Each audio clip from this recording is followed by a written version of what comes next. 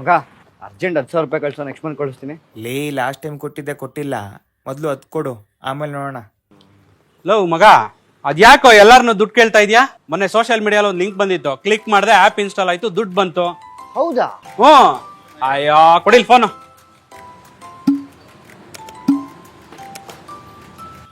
ಹಾಂ ತಗೋ, ಇದರಲ್ಲಿ ಫಿಲ್ ಮಾಡು ಡೀಟೇಲ್ಸು.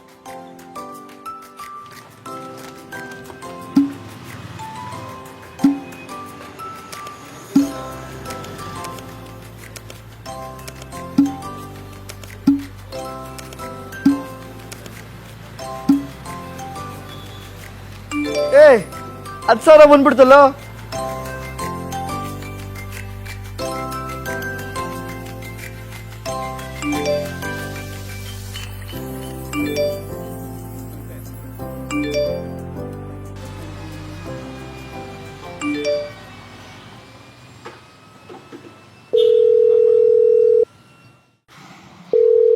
ಹಲೋ ಮೇಡಮ್, ನಾನು ಲೋನ್ ತಗೊಂಡಿದ್ದು 10,000 ಕ್ಲಿಯರ್ ಆಗಿದೆ. ಇಲ್ಲಿ ನೋಡಿದ್ರೆ ಇನ್ನು 20,000 ಕಟ್ಟಬೇಕು ಅಂತ ಮೆಸೇಜ್ ಬಂದಿದೆ. ಅಗ್ರಿಮೆಂಟ್ ಪ್ರಕಾರ 1 ವಾರದಲ್ಲಿ ಕ್ಲಿಯರ್ ಮಾಡಬೇಕಿತ್ತು. ನೀವು 1 ತಿಂಗಳಲ್ಲಿ ಕ್ಲಿಯರ್ ಮಾಡಿದ್ದೀರಾ. ಇಂಟ್ರೆಸ್ಟ್ 20,000. ಏನೋ 20,000 ಬಡ್ಡಿನಾ?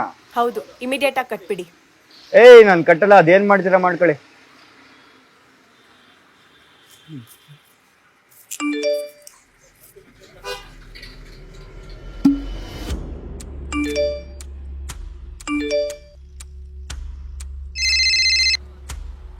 ಹಲೋ, ಇದು ಸ್ಯಾಂಪಲ್ ಅಷ್ಟೇ.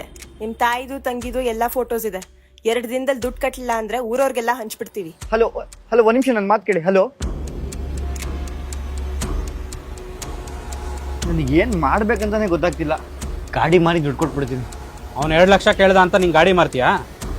ನಾಳೆ 50 ಲಕ್ಷ ಕೇಳ್ತಾನೆ, ಮನೆ ಮಾರ್ಬಿಟ್ಟು ಕೊಡ್ತೀಯಾ? ಬೇರೆ ಏನ್ ದಾರಿ ಇದೆ? ಖಂಡಿತವಾಗ್ಲೂ ಇದೆ, ನೀವು ಧೈರ್ಯ ಮಾಡ್ಬೇಕಷ್ಟೇ. ನಮಸ್ಕಾರ, ನಾನು ದಯಾನಂದ್, ನಮ್ಮ ಬೆಂಗಳೂರಿನ ನಿಮ್ಮ ಪೊಲೀಸ್ ಕಮಿಷನರ್.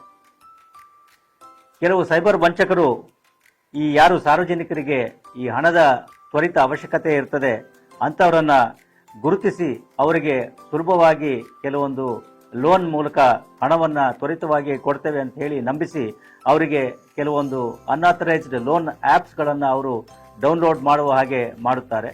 ನಂತರ ಕೆಲವೊಂದು ಹಣವನ್ನು ಅವರಿಗೆ ಸಾಲದ ರೂಪದಲ್ಲಿ ಕಳಿಸಿಯೂ ಕೊಡ್ತಾರೆ.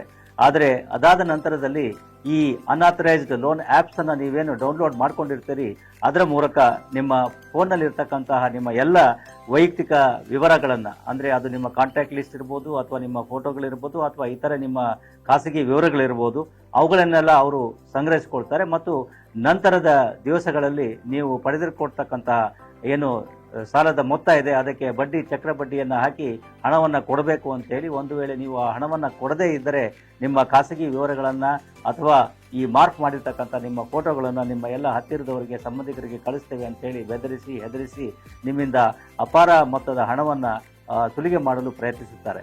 ಆದ್ದರಿಂದ ಇಂತಹ ಖಾಸಗಿ ಲೋನ್ ಆ್ಯಪ್ಗಳು ಅಥವಾ ಈ ಲೋನ್ ಶಾರ್ಕ್ಗಳೇನಿದ್ದಾವೆ ಅದರ ಬಗ್ಗೆ ನೀವು ಜಾಗರೂಕರಾಗಿರಿ. ಯಾವುದೇ ಕಾರಣಕ್ಕೂ ಈ ರೀತಿಯ ಸಣ್ಣ ಪುಟ್ಟ ಆಸೆ ಆಮಿಷಗಳಿಗೆ ಒಳಗಾಗಕ್ಕೆ ಹೋಗಬೇಡಿ.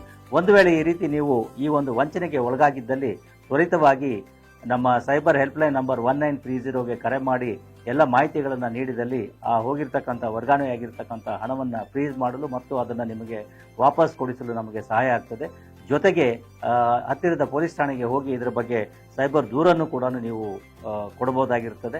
ಒಟ್ಟಾರೆಯಾಗಿ ಈ ರೀತಿಯ ಸೈಬರ್ ವಂಚಕರ ಬಲೆಗೆ ಬೀಳದೆ ನಿಮ್ಮನ್ನು ನೀವು ಜಾಗರೂಕರಾಗಿ ಇರಿಸಿಕೊಳ್ಳಿ.